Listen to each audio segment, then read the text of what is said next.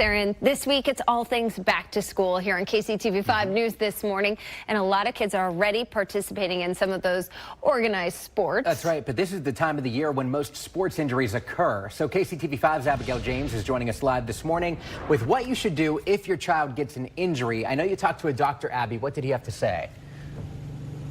Hey, good morning, Joe and Gina. That's right. Well, this is the time of the year when practices will be cranking up, games will be starting, and gym class is also going to be happening. And many kids haven't been working many of those muscles that they're going to be working because of the summer break. This causes for weakened muscles.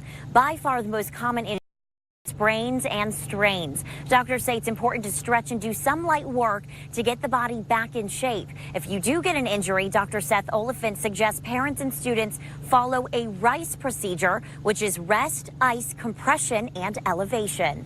If you're still having swelling, if you're having pain that isn't resolving after, some short courses of home remedy treatments, if you're having any issues with movement of a joint, if you're having locking or popping or clicking in a joint that isn't going away and is painful, it's probably best to see someone to get these evaluated. Well, studies show that high school student athletes each year make up about 2 million injuries across the U.S. Abigail James, KCTV.